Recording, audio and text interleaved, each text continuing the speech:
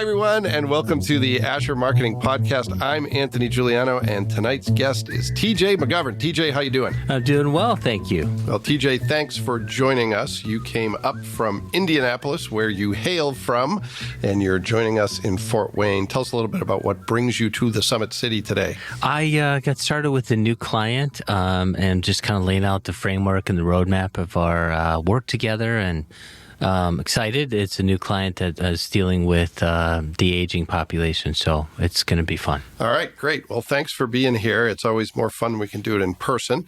So you and I have known each other for quite some time. A long time, We'll talk a little bit about that. But as you know, on this podcast, we talk about your career path, your organization, and some of the projects you're working on. You're a little bit unique among our guests because most of our guests are full-time marketers. You've got a strong marketing component to what you do, but you're in the fundraising world. Mm-hmm, that dirty word sometimes in certain circles. So. Yeah. So everybody hide your wallets because TJ is looking to raise money. So tell us a little bit about how you got into that field. My understanding, and I always tell people that my research for this show consists of about 30 seconds of looking at your LinkedIn profile, but I know a little bit about your career path. You actually started as an alumni director. That was your first job. Is that correct? That is correct. For a private college prep high school in the Chicagoland area. I was exposed to all the people, processes, mindsets for development. It was in that unique spot that I experienced my first capital campaign where we did about a $10 million goal for a performing arts center. So great experience. So going into that job, did you know you wanted to get into fundraising, or was it just kind of somewhere you landed and you've stayed there ever since? I don't think I know anyone in this career path that has chosen to do what I'm doing. It's more, I like to say, falling upward. I fell into it and just loved the people and the process and those kinds of things. All right. So let's go from there. So your first job is with a K-12 institution, is that correct? No, just a private college prep high school. College prep high school. Okay. Okay. So you're an alumni director, and what's that experience like, and where do you go from there? Well, it was unique because the principal, who is the CEO in essence of the organization, used to be my religion teacher. Okay. So he knew me, and I did pretty well in his class, so I think that helped. But I was the first alum to ever hold that position. Okay. So it was just a great convergence of love of teaching, love of education, and then really that's where I got my feet wet in terms of, using common fundraising for definitions, annual fund, major gifts, legacy giving, capital campaigns, special events, those kinds of things. But after that, I landed here in Indiana. I was there at I'll just name it if that's okay, Bennett Academy, go Red Wings, and landed at very, very fortunately at a statewide organization that represented at the time all 31 independent higher ed institutions in the state, flagship Notre Dame to Martin University in Indianapolis. Okay. So where do you go from there, and how does your career path progress after that? After the independent colleges? Grad school was in there as well. Got my master's in public administration, specializing in nonprofit management. It sounds nice, but I really, I like school. I like learning. And then landed at the Ivy Tech Foundation in Indianapolis. Yep, and that's where you and I met. And you were there for about 5 years, is that right? 6 years, 6 years. 6 years, yep. All right. And tell us about your work there. What were you doing for Ivy Tech, and how was that different than what you had done previously? Ivy Tech was a really clean environment in terms of it was, instead of representing or raising money or advocating on behalf of 31 schools, Ivy Tech was an opportunity to focus singularly on a student that was challenged for no fault of their own, largely, in my opinion, because they were in the wrong zip code, and they just really wanted to use education to leverage a better life. Sure. So the question is, what didn't I do at Ivy Tech? They still, to this day, run a very lean shop. But was focused on annual engagement, special events, and then the last few years I really got into and honed a craft for major gift engagement. Okay, and what years were you there? Remind me of when you were at Ivy Tech. I want to say 07 to 2013, Okay, 12. so some of those were boom times for Ivy Tech, because when the economy is doing not so well, Ivy Tech tends to do very well. Correct. Did that make it easier to raise money, or was it more difficult during that time? It was easier, but it was also more difficult because the institution had some leadership challenges. Yeah, sure. I'll just leave that there. You know what I'm talking about. Yeah. So there wasn't a lot of trust in that arena. So there's a reason institutional leaders, particularly in higher ed, announced that they're leaving in 16, 20 months for that continuity of trust. Yep. All right. So let's run away from that topic. Good call. and focus on what you did after that. Well, after I departed Ivy Tech, I had always had an inclination to run my own business. Mm-hmm. And I felt I had the hard knocks of some epic failures, some great mentors, and the mixture of those two allowed me to offer unique solutions to clients. So I'm a teacher at heart. Yep. I think you and I share that. Yep. And I teach clients an unhabitual way to raise money. So we're going to get to McGovern Consulting Group in just a minute, but known as McG. There you go. Thank you. So when you made that decision, did you already have clients, or were you starting from scratch saying, I trust this is going to work, and building it from there, or did you have some relationships that you knew were going to pay the bills? Great question. So when I was still in a W-2 job, and in graduate school, people were approaching me. And so I did that as kind of a small side hustle. And I was amazed at the energy, excitement, and zeal I had around that. And that's planted the seed. Gosh, I'd like to do this full-time all the time. And now I serve clients globally. All right. So one other wrinkle in your career path that I wanted to mention, you actually taught adjunct for a time, correct? Tell us a little bit about, you mentioned you're sort of a natural educator. How did that work into your career, and what did you like about it? What were some of the challenges? Well, what I loved about it is I came to the awareness that whether I'm in a classroom or a boardroom with a board of directors for a client, it's the same thing, that I'm challenging them to grow, supporting them where they want to go, those kinds of things. One of the great benefits of that, I think I did that for, 3-4 years. Many of the students that were in my classes, I still keep in touch with, and it's just a real joy to watch them grow to how they want to define success in their life. Yeah, I had a similar experience, really enjoyed the student interaction, enjoyed the ability to bring a perspective to the classroom. The only thing I didn't like about it was, there were two things: grading papers and the fact that it was another job on top of the full-time job. So, I understand why you got in, and I understand why you got out. The real benefit, as you know firsthand, teaching for Ivy Tech and knowing everyone in the system was beneficial to the students. I could usually help streamline a solution that was out of my reach, but I could help them get there. Yeah, help them connect the dots beyond the classroom. That's an important piece of it. All right, so let's talk about your organization, because you've been doing this now for about 10 years. 7 or 8 years. 7 or 8 years. Okay, I'm not good at math. I'm left-handed. Well, I'm apparently even worse now. We're all in trouble. So you've been doing it for 7 or 8 years. Tell us what it was like in its infancy, getting started, getting it off the ground, and how you've been able to sustain a business over time. So the first client I landed, actually, the story was that a fellow consulting firm that I still have friendly relations with, also based out of Indianapolis, said, hey, we can't handle this. Can you do it? And the organization shall remain nameless for all the obvious reasons, but the work was going great, and then I'm fairly good with numbers. And I realized the executive director was stealing Oh, boy. from the organization. Wow. Okay. Brought it to the attention to the board of directors, and they didn't believe me.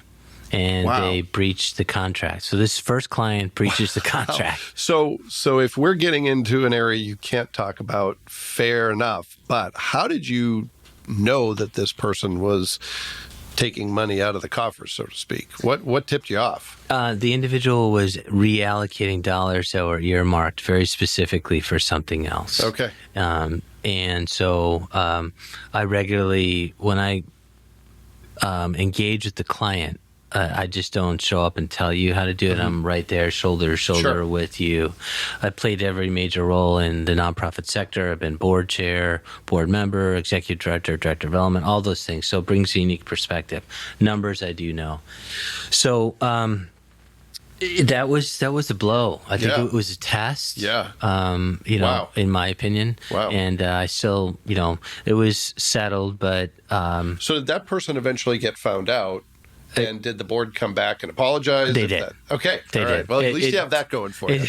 It took them about 16 months, Wow. but it's when an internal staff member discovered what I did as well. Wow. Okay. And then that legitimized, and Yeah. because what do consultants know? Come Yeah, on, sure, sure. So by then you were off to other things, but Correct. that's a rough way to get started. It is, and I think life has an uncanny way of testing how bad do you want this. Yeah, and sure. the answer was this stuff is going to happen. It hasn't happened since, but Yeah.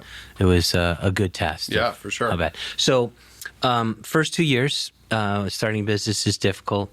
Very lean mentality, hungry to take on clients. I had the attitude, if you want to get good at it, just keep doing it, regardless of the Sure. inevitable speed bumps, which in any career, however imperfect it is, Yep. there's going to be bumps. Yeah, for sure. And it's how you respond to them that matters. Yeah, yeah.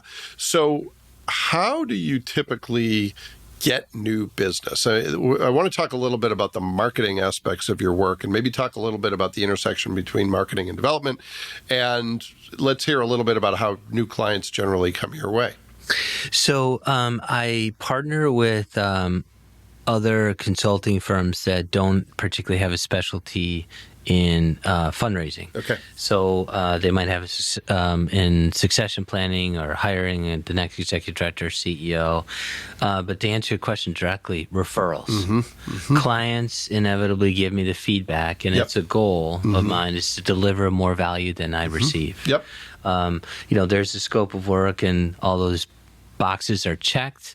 However, if they're struggling with this or they need this, I'm happy to provide it. That's just the added Sure. value that I. Sure. So what do you think is the difference and the similarities between marketing and development, fundraising, call it what you will? What's the intersection, if any, and what are some things that are different in those two disciplines? I'm always a little cautious when I see, particularly with smaller clients, leaner staffs, where the development person is also tasked with marketing. Yep. And that's dangerous because I think it's important to know. And in my mind, the simplest way I can say it, marketing's job is to attract people's attention. Fundraising's job is to keep it. Yep. Yep. And if you don't know that, then people get overwhelmed. There's a huge burnout issue in the nonprofit sector. I see it all the time. So that's the way that I think about it. Capture, keep. Okay. So when you are presenting your organization to a prospective client, what do you say in terms of what makes you different? Why would someone work with you and not another consultant? The difference is I'm not going to just tell you how to do it. I'm going to actually go with you. So one of the unique differences that I see as I compare myself other similar firms is that I will actually go along with select individuals on the client side to engage their own constituency. I do track these things that I've been over 1,000 visits on my career, so I know what to say, how to present the opportunity, how to follow up, and how to ask. Okay, so what tips do you have for people? And I'm going to cheat here a little bit because I'm asking this question as if I'm asking it for the audience's benefit. Sure. But as someone who is currently a board chair and is on a board and is occasionally asked to fundraise, what should people do and not do? And not giving away all your secrets, of course, but what are some of the things that you typically see people doing right? And what are some of the things you typically see people doing wrong when they're asking for gifts or advocacy or both? I'll answer the question in three ways. The first one that comes to mind is the ask is not a singular event. Mm-hmm. You're always asking, but not always for money. Mm-hmm. Two, spend the ask is actually simple in some ways, mechanical, depending on the cause and case, but a lot more effort needs to be put into predisposition. And the biggest challenge is to get on the current or potential investor's calendar. Okay, so explain what you mean by the effort that goes into predisposition. What exactly does that mean? A lot of, let me go this way, 80% of my clients, the way that they engage transactionally, email, direct mail, or even relationally, presenting the opportunity for a big impact on the organization. Hi, I'm Anthony. I'm from Asher Agency. Give me money. Yeah. I'm simplifying that, Sure. but that's the essence of it. Predisposition is discovering through deliberate dialogue what their animating passion is around their cause and case. Yep. That's the time that needs to be spent prior to getting numbers on the table here asking. Got it. So that by the time you get the meeting, your visits. Yes. Is it okay? So meeting. Or I'm glad you didn't say an appointment. So as I go to doctor's appointments, dental appointments. All right. Visit connotes and communicates that there's a relationship there, and you're discovering it, how deep or not it is, and yeah. All right, so this is why you're the consultant. I'm not. All right, so you should have a pretty clear indication that this person is inclined to give before you walk in the door. Yeah, there's a variety of ways to do that. A client out of state, we did a survey, and they're environmentally focused.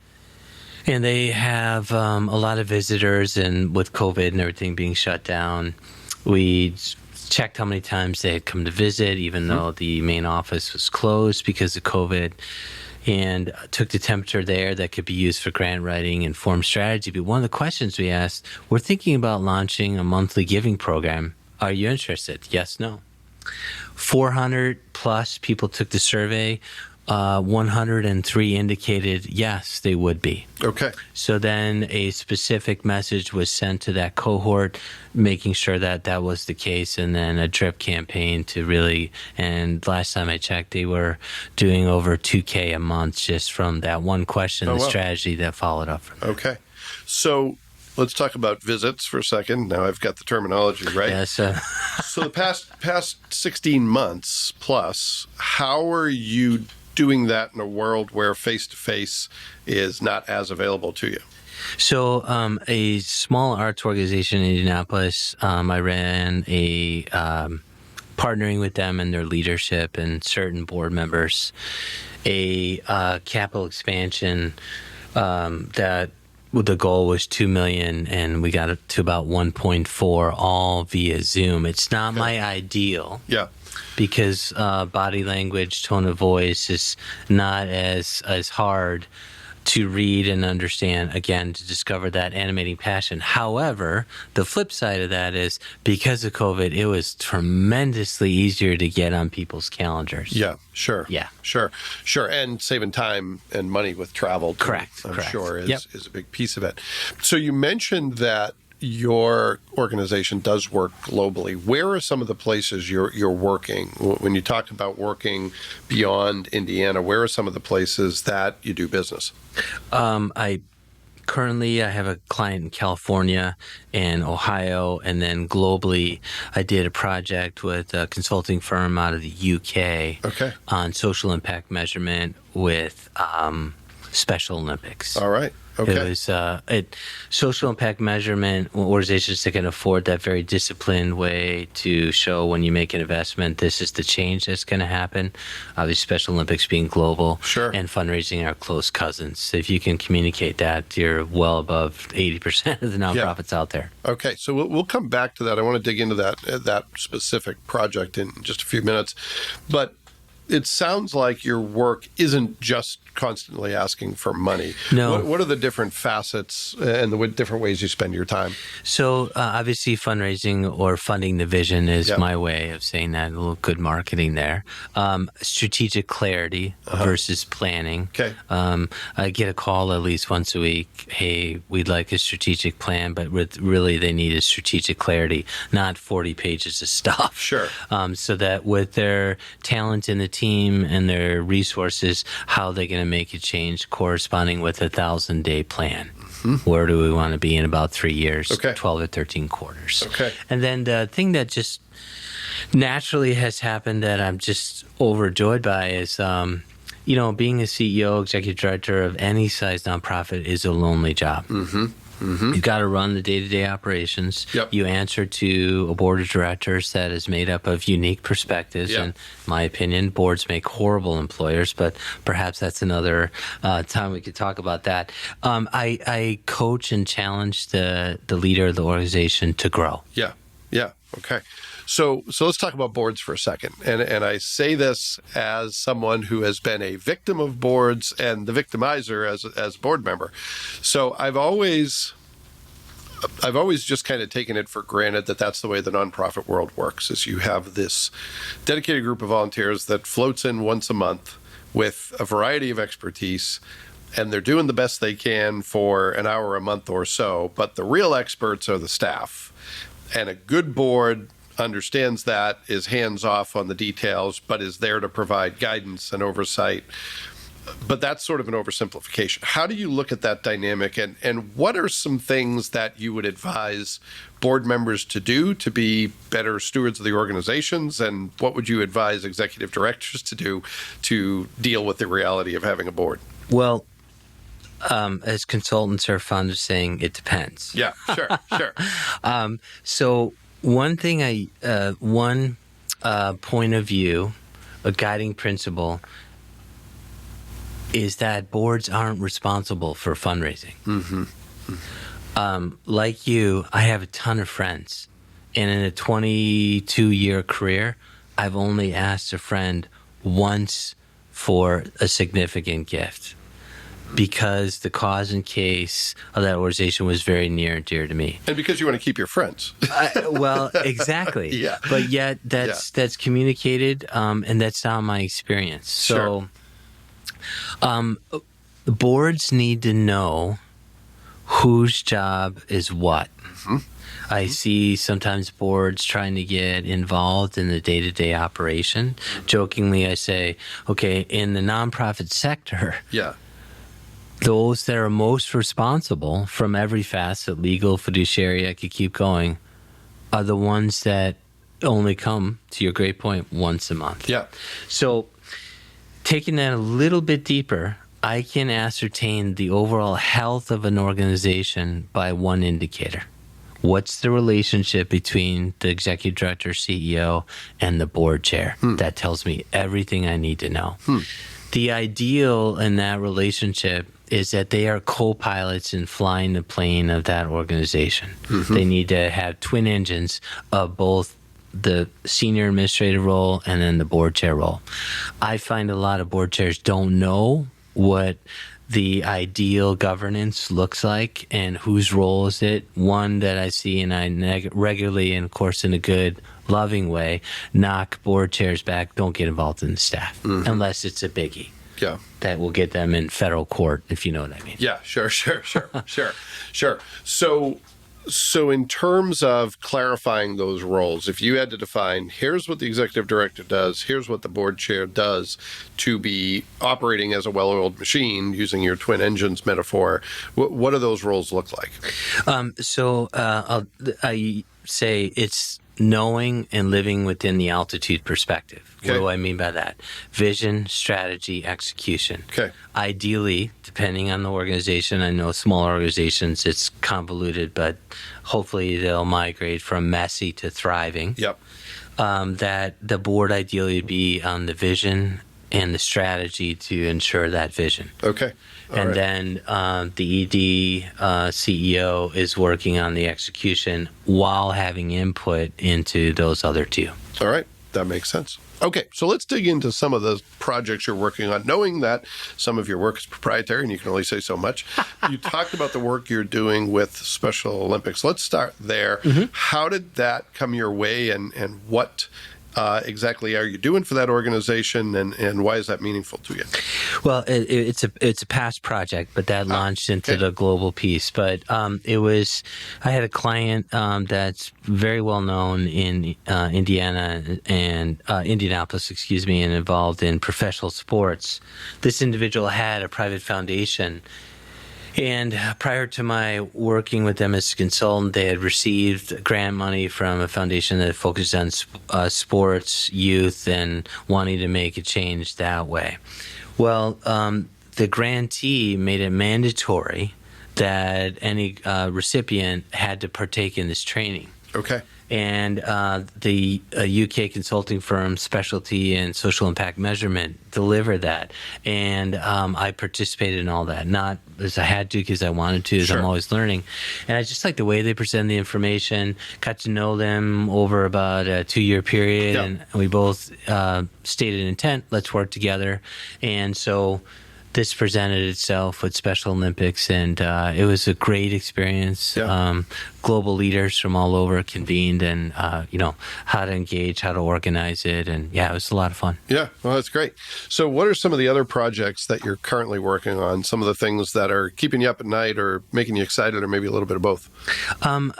Right now, I'm dealing with an organization that focuses on developmental disabilities and uses equine therapy to help adults and kids through horses. And one of the benefits is that they're getting into a cutting edge where they're utilizing that same model for PTSD, addiction. They're helping young women that are caught in sex trafficking and pulled out, and the horses are delivering that therapy. So getting near wrapped up testing about $11 million vision, and see if their constituents will fund primarily a capital expansion. Okay. All right. And what's a typical length of an engagement for you? How long do you typically work with a client? Ideally, I can make the changes that we agree upon. It does take me a while. Yep. Most of my clients engage me. A scope of work I like to write for 12 months. Okay. And then most clients keep me around. And then, I can't deliver any more value to them for 3 years. Yeah. Okay. All right. So anything else? Any other major projects that are on your plate right now? Things that are interesting for people to hear about or unique in your experience? I completed a project, food insecurity. It was not around a capital expansion. It's more around a fundraising refinement, some unique tools and ways to engage. I'm a big fan of feedback loops. Always being curious about how their constituencies, are feeling about the impact of their organization, and more specifically, how they're feeling about the donation to the organization. So that was really a lot of fun, and I'm keeps me in business because I'm surprised how often executive director, CEO, presidents don't know how to ask. Yeah. Don't know how to have deliberate dialogue Yeah. with people that love what they're doing. And Yeah. I just was talking to a board member for a client the other day, and he said, TJ, I love this organization. I don't have time to make the change that they are. That's why I give them the money that I do. So if anything, the listeners will remember from this podcast, the number one reason people give, take a guess why. Number one reason people give. Because the right person asked him to give. That's a typical answer, and I'll give you a B minus. Better than I deserve. Thanks. The real reason people give, and now with the cutting edge technology of neuroscience, because it feels good. Okay. All right. Well, that makes sense. Yeah. The same part of your brain that lights up when you're doing something you enjoy is when you make a philanthropic gift of any size, that same part of your brain lights up. So help them feel good. Here, tell them what you did with their money. Yeah.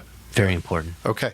All right. So let's pivot to the quick hits, the speed round of the show, if you will, with a few pithy answers to questions that sound a little bit like the ones in a couple cases, sound like ones we've already discussed, but that repetition is absolutely intentional. As any good teacher would do. Yes. Trying to cement the information here. So when it comes to your career path, you've stayed in a similar track, but you've been an entrepreneur. You've worked for large entities. You've worked for small entities. What's the one piece of career advice that you'd like to pass along that you've learned? Something that, maybe would be inspiring to someone just starting their career. Your twins are how old now? 17. Okay, not that they would listen to your career advice, but if you were going to tell them, here's one thing I've learned that you should, think about as you start a career, what would that be? I'm a reader, so it's not my quote, but the author said, follow your bliss. That it is important to get education. Sure.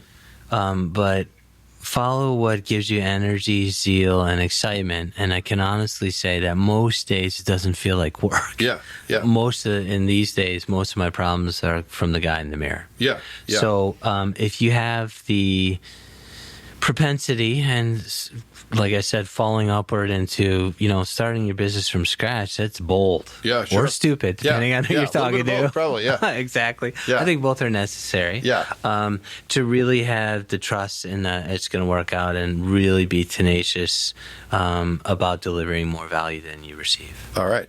So if you were going to try to describe your organization very concisely, or to share a way in which your organization is different from others who do the same kind of work, what would you say if you had, a minute or less, or just a couple minutes? How would you describe your organization concisely?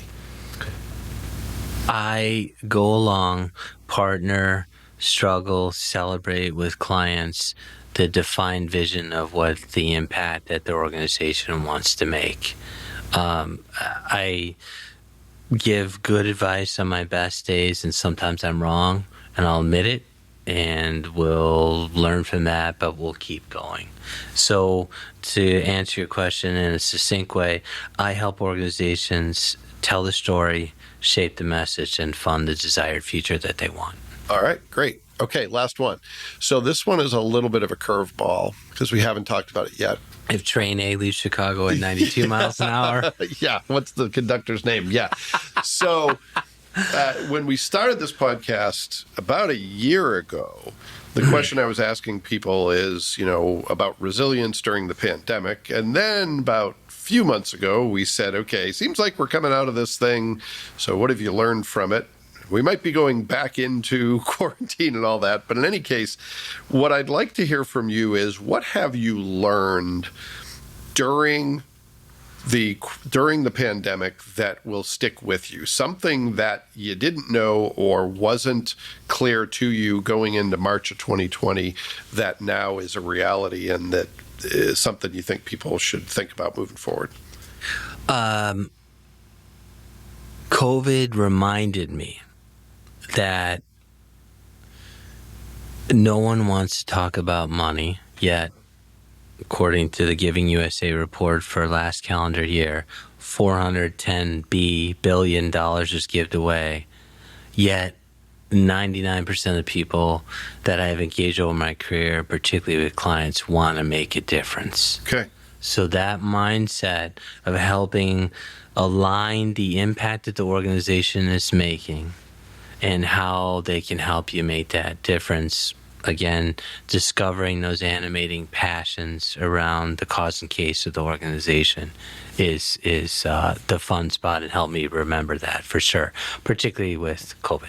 So did organizations, did nonprofits, many of them were helped by some government funding, but what's the general state of the fundraising environment? Is it strong despite all the uncertainty and challenges? Is it challenged? I think COVID showed some real fissures in strategy and execution, depending on the sector. Sure. So going back to that food insecurity client, they went through the roof in terms of donations. People felt, well, I'm not going to go out of my house, but I do want to help out. Yeah. Food's the way to do that. Sure. So they saw reactivation rates of donors that were just through the roof. Wow. Okay. The ones that were kind of wishy-washy, no clear path, no clear engagement strategy in a variety of ways, that really came home. Okay. So one of the things that I've learned the hard way, not hard way, it's one of the things that I'm reminded of is don't wait for the perfect strategic plan. Yeah. The rainmaker development director, the perfect executive director, engage your constituents first and then plan, not the other way around, waiting for the perfect insert, whatever you want. Engage and then plan. So. All right. So, TJ, if people wanted to connect with you, where's the best place for them to do that? How would they find you or your organization? On the web, just my website is McG Impact, MCG, the word impact.com, and that'd be the best way to get a hold of me. And it is a shiny new website, I understand. Yeah. Have you given me feedback on that yet, or no? No, it's one of the many things that I haven't done in August and today's the last day of August. Yes. So, and it's our birthday month, if I recall. That is correct. Happy birthday. Yeah, well, thanks for being here. I really appreciate it. Pleasure. Thanks for having me. Always Thanks for making us part of your Fort Wayne visit, and good luck as you move ahead helping nonprofits in the future. And thanks to everyone who took the time to listen to this episode. We'll be back next week with another great guest, and we hope you'll join us then. Thank you.